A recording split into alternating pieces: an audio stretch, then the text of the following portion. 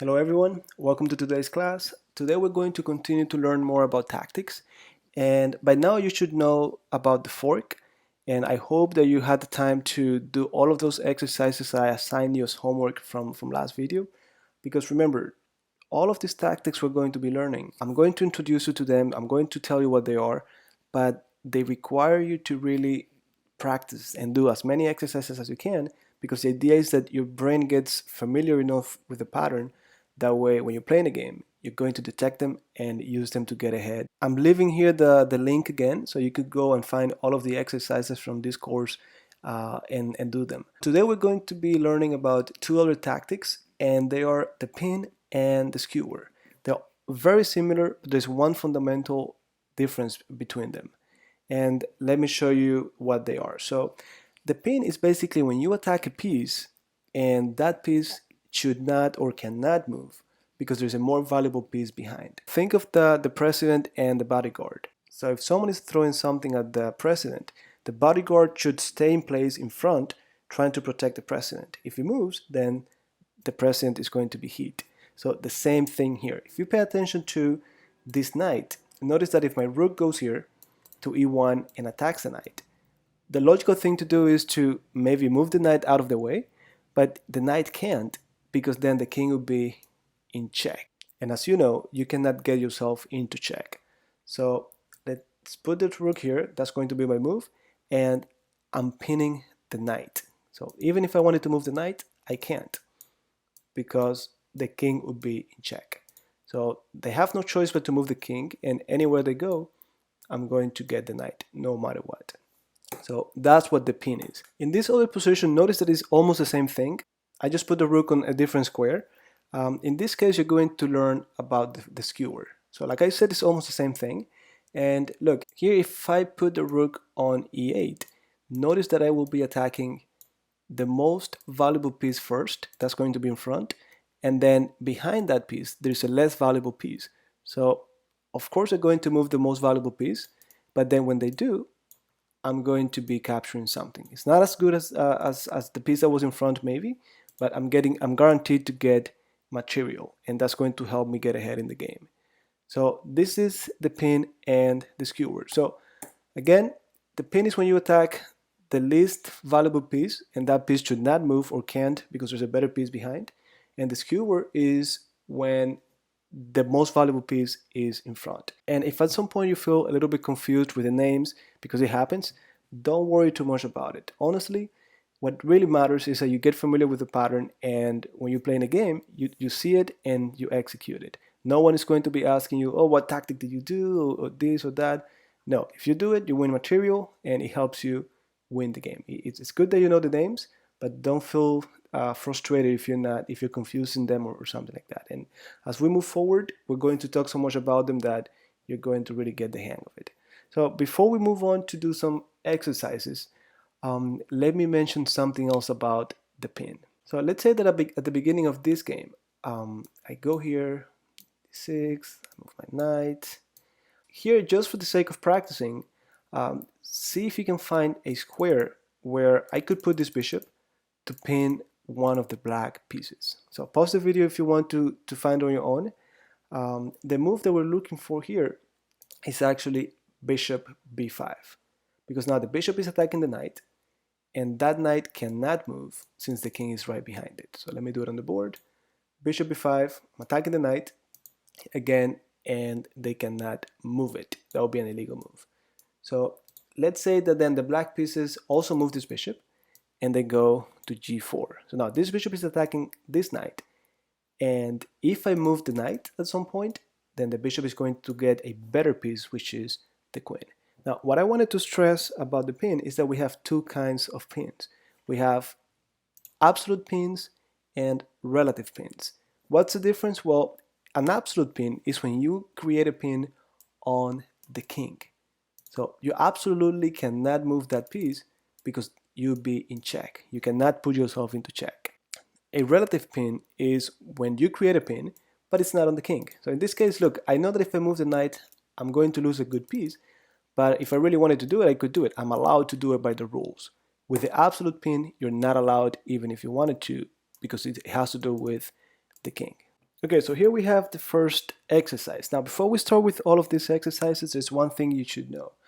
Pins and skewers can only be done with pieces that attack long range. So that means only bishops, rooks, and queens could do the pins or the skewers. So as we do these exercises, if you see too many pieces in some of them, just focus on your bishop or rook or queen, because those are the pieces that you will be working with in these exercises.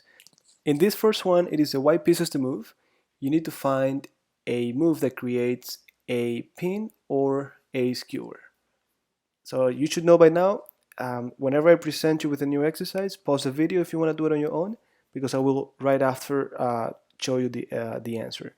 So here, the move that we're looking for is actually with the bishop. We know that the pawns cannot do pins or skewers. The king, of course, cannot do it. So this is the bishop. Now, the bishop could easily just move to this diagonal where you have the rook and the king aligned. So when I do that move, I'm attacking the rook, and the rook cannot go anywhere because the king is behind. So that's a pin. And now, regardless of what they do, I'm going to win that rook. There's no way they could protect it or move it to safety. And even if they could protect the rook, I'm happy with taking it because the rook is better than my bishop. All right, next one. So here it's almost the same thing. White pieces to move, see if you can find a pin. Well, here's almost the same thing.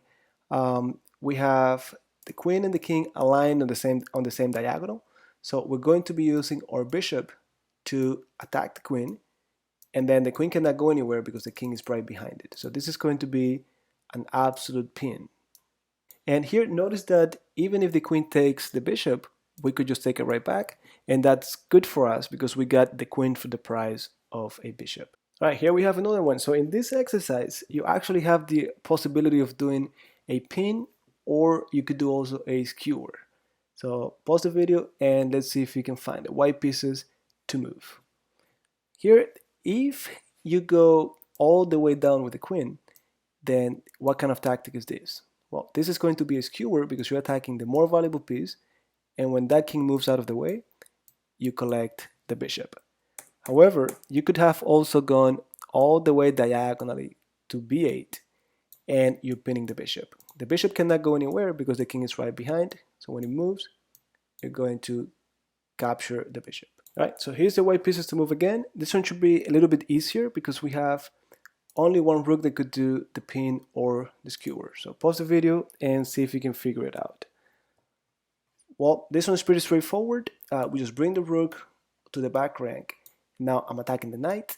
If the knight moves, the king will be in check. So no matter what, we're going to win the knight. All right, next one. For this one, I'm going to let you know it's going to be the white pieces to move, and they create a skewer.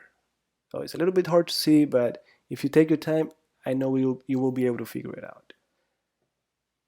So if you haven't found it and you want to do it on your own, pause the video because I'm about to tell you the answer. So the move is going to be queen going to h8. So once the queen gets to h8, we're attacking the king. The king has to move because he's in check. No one can block the check, and then we get the rook on the other side. So king moves up, and thanks to that skewer, we collect the rook. So notice how we went from the queen being in the middle of the board to just getting this rook without the black pieces being able to do anything about it. Move up, and we take it. All right, here we have another skewer. It's a white pieces to move. Take your time. Well, very easy. We have king and rook lined up on the same diagonal, and we have the dark square bishop being able to just get on that diagonal, hitting the king moves, and we get the rook. And just like that, we are once again ahead in material. Okay, last but not least, white pieces to move, and we have to find a pin or a skewer. All right, this one should be pretty easy at this point. The only piece that you have that could create a pin or skewer is a rook, and here you're gonna see how the king and the queen are on the same file. So if we bring the rook all the way to h1, we're attacking the king, he's in check, he needs to move out of the way, and then we collect the queen. All right, guys, so with these exercises, I hope you have an understanding of what the pin and the skewer are and their main differences.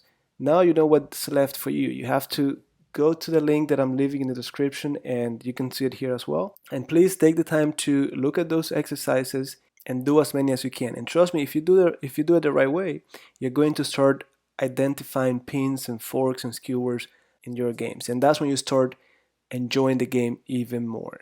So with that said, I will see you guys next class.